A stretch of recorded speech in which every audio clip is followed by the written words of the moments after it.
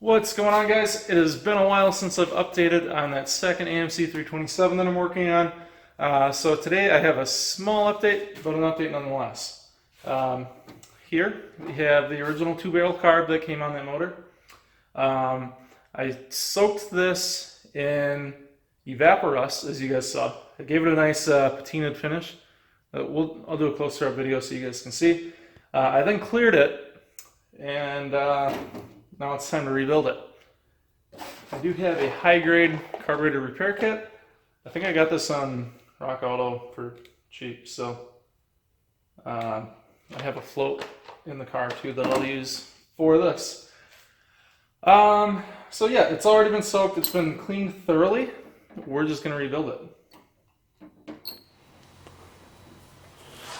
Alright guys, so on this Milwaukee box I have, it actually has a pretty sturdy, it's like a secured drawer that you can use as like a workbench area.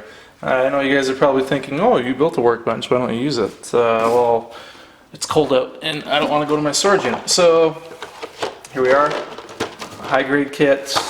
I hope this is correct, or else this will be a short little intro. As I said earlier though, I use a lot of carb cleaner on this. I soak it in Evaporust, and I think it really gave it a nice finish. Zoom in a little bit so you guys can see it. I think focus is maybe off a little bit. But it has a nice patinaed finish. So I think it's going to look good on this carb once it's rebuilt. So let's pop back out a little bit so you can see what we're doing. This carb has been rebuilt at one point already, but it sat outside for a little bit, so we could use another rebuild. We have our case here. I'm not really, honestly, worried about like the choke. I want to remove the choke. I'm going to end up doing that right now. The butterflies function perfectly, so what are we actually going to replace? Probably not a whole lot. It doesn't need a whole lot, but we're going to dig into it and see what we can come up with and just try to get this carb into a state that it needs to be in order to work in the motor, on the motor. So, just going to start with pulling the top part off.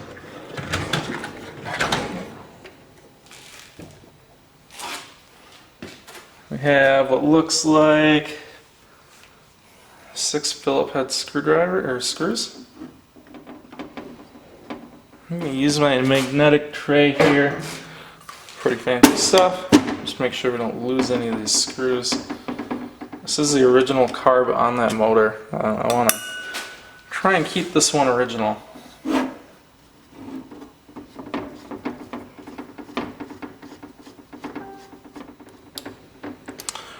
Alright, so I know now is probably a good time to let you guys know this is my first time ever rebuilding a carb on my own.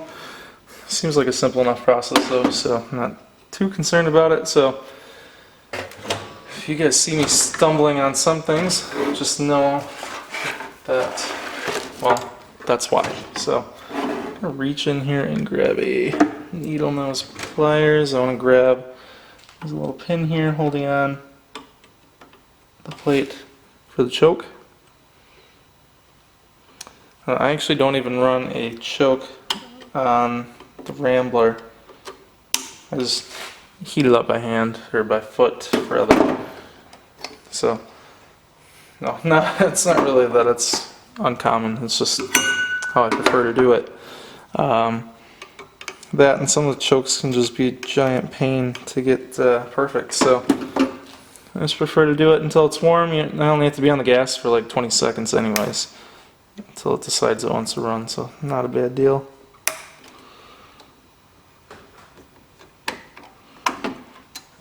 The first pin out. I believe this kit has a replacement pin for that if I wanted it, but like I said, I'm going to be removing this. I'll probably open up the vacuum area and remove this little guy that comes up anyways, just to get it out of the way. But that allows us, hopefully, allows us to pull that out of there.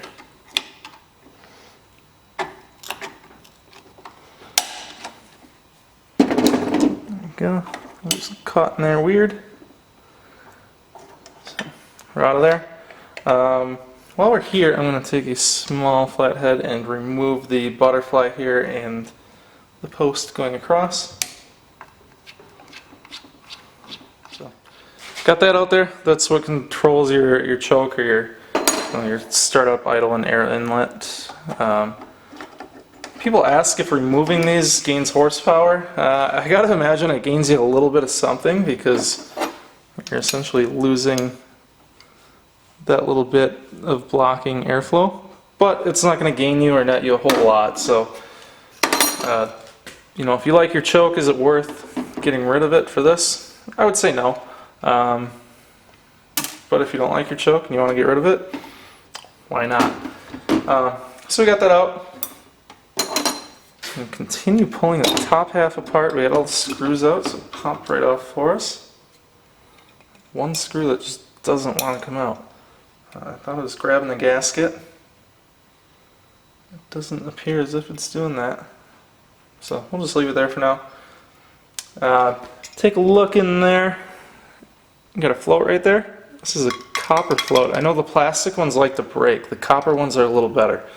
From what I understand at least. So I'm going to keep the copper one in there. I'm going to clean it up, and I'll clean up the bowl a little bit too. Alright, so I just got a crappy microfiber that I'm going to be using, digging here.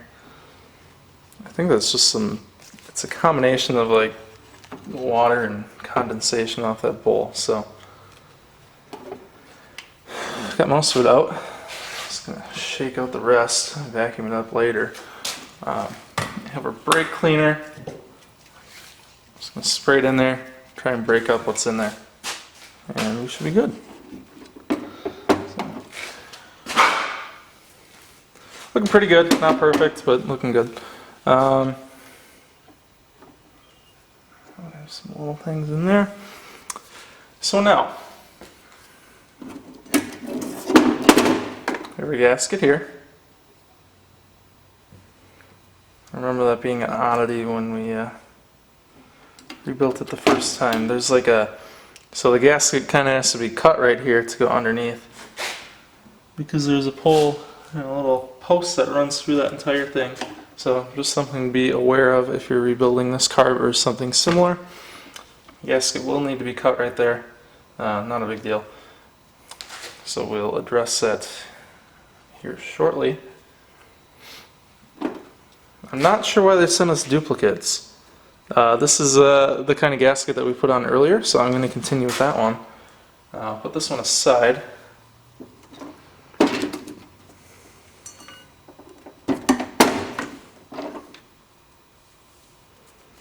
And then this is the one that we went with previously. You can see we cut it right there. I hope you can see that. Two there, a little confusing. So we cut it right there. We'll put that one aside. This is probably still a good gasket, but we'll toss it because gaskets are cheap and you don't want to do this twice. Alright, so I initially didn't see these gaskets. I do have them. So I'm going to basically going to remove this upper half from the bottom plate, get that gasket replaced, and we'll put it back on.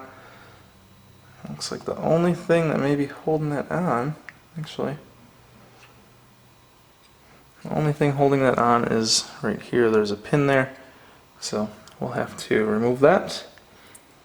I think that should be it. So remove these two screws, and then we'll get that pin out, replace the gasket, and get it all back together.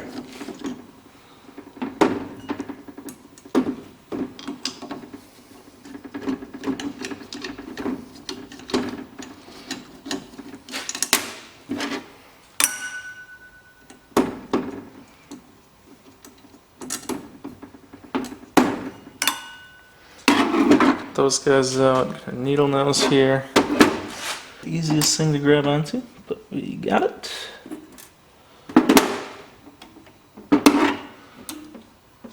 Just pop that off, and we should be able to separate the top from the bottom here. So I missed a couple screws on the bottom. We have these outside screws that go all the way through.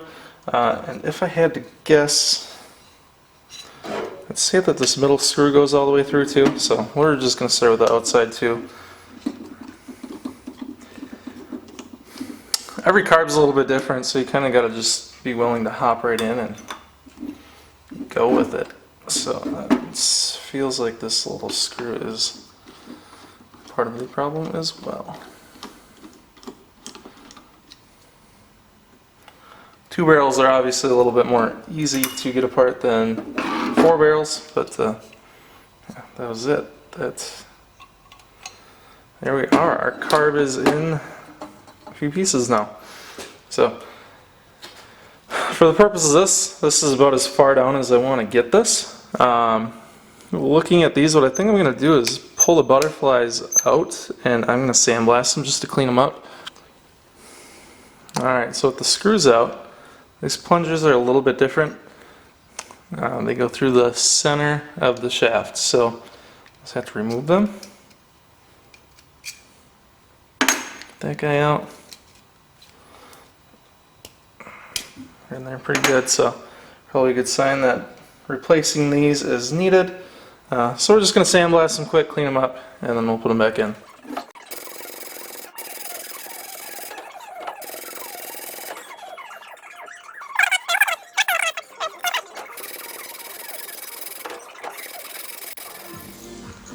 Alright, so hopefully you guys could see what was going on there. I got these all sandblasted. Sandblaster is acting up on me a little bit, but it's alright.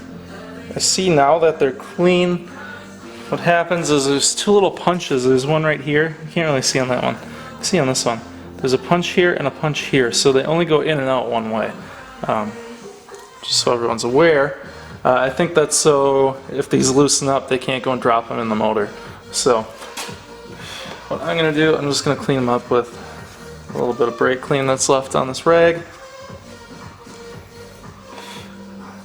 And that one's good as well. So we'll put them back in here. So that being said, it's important to know that's open throttle.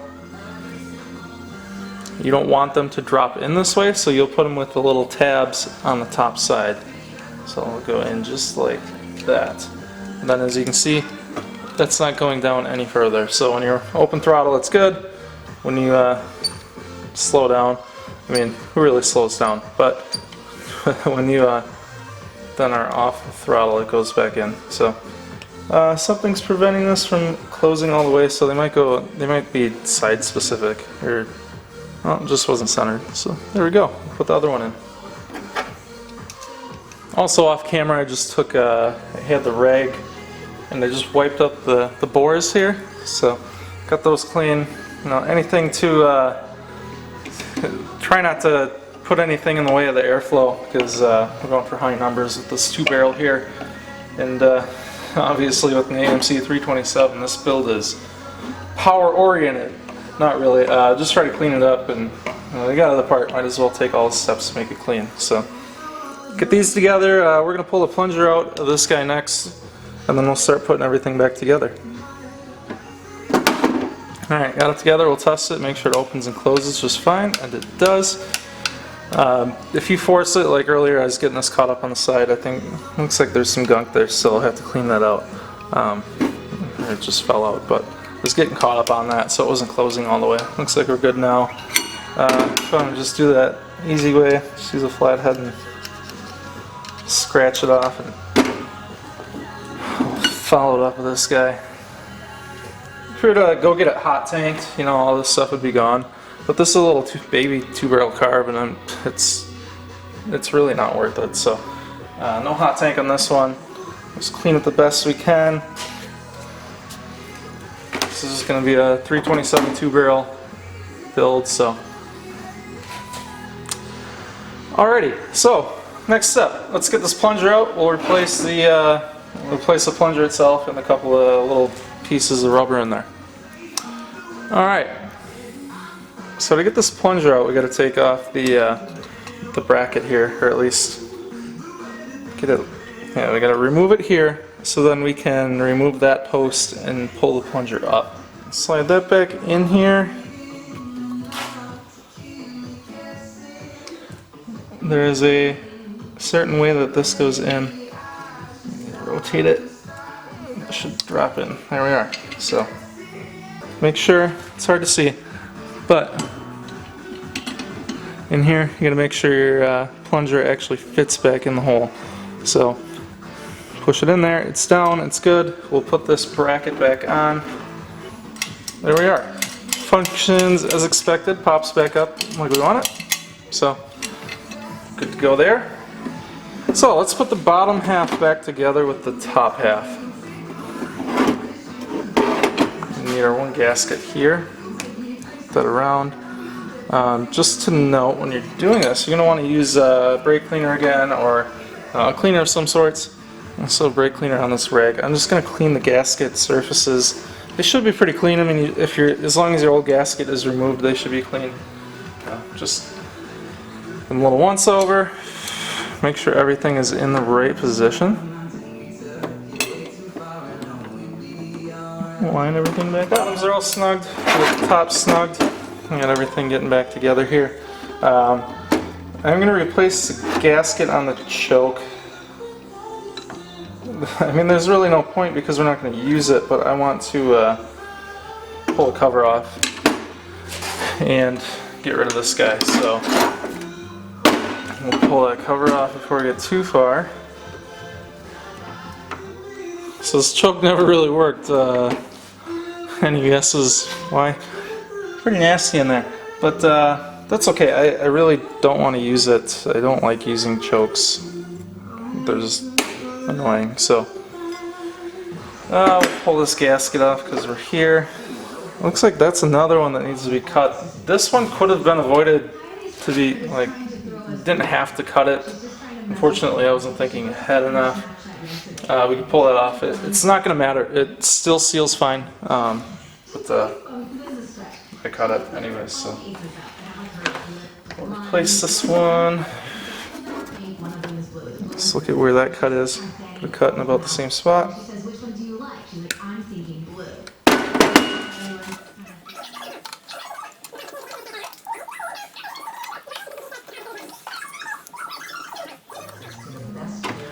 Last part we're going to do, I don't think we need to do this, but there's this little plunger guy that's behind the float. I don't know if I'm using the right terminology for these things, but we're going to replace that.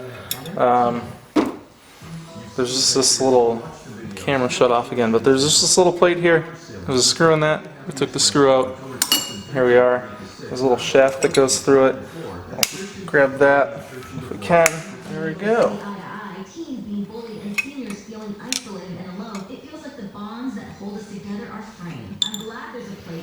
Alright. Pull the bowl out now. This is what I wanted to replace it. It's brass and it gets corroded, so it goes at the point in like that, but you can see it's corroded, and that's why I'm replacing it. The new one in there. And that's it. Put our float back on. Push this pin back through. There you go. Get our functional float. We'll put our gasket down. Kind of need that first, I hear. This is our new one. That to go around. That. Just got to get it to line up perfectly. So let's start with the gasket down first. What I'm going to do first is these little posts, I'm going to try and aim those in without letting the gasket move too much. I should be able to go straight down. And we do. Perfect. There we are. Alright, tighten everything up. Should be able to call it a day here once we have one last pin that we have to replace, but tighten everything up and we should be good to go.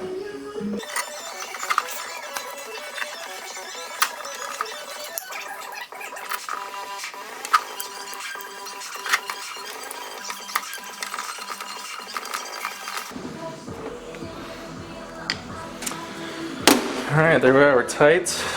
Last thing I have to do is, if you guys remember, there's this little shaft that went through here. Get that lined up. Push it through with the flathead on the back. There we are. So, here's a rebuilt card, guys. Not a difficult thing to do by any means. Yeah, so that's part 2 of the AMC 327 rebuild. We got our carb rebuilt. We went in and cleaned out the bolt, as you guys saw. We removed the choke. As I said, I don't really like the choke. I don't really use it, so we removed some components there that we won't need. It won't be bouncing around, clanking around.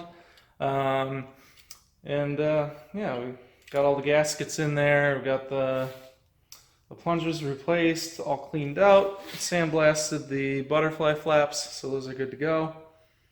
And yeah, I think we're ready to, I don't know, it's going to sit on the shelf for a while, but we're ready to use it when we need it. Oh yeah, also remove the choke components there. One thing to be aware of, if you do that, you just have extra holes that are open now, so you need to plug them.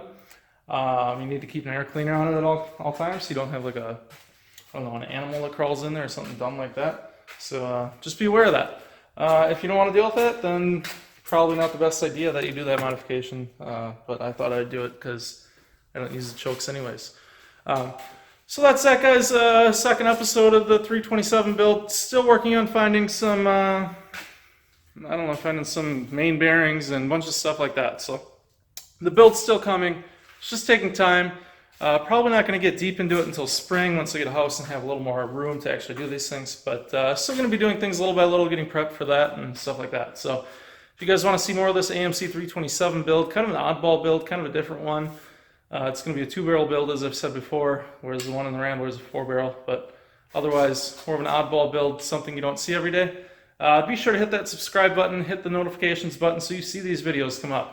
And as always, hit that like button. It really helps me to stay motivated. Helps others to see the videos that you guys are watching and liking as well, so that helps me in the long run. So I want to thank you guys for watching as always. I will see you guys in the next video.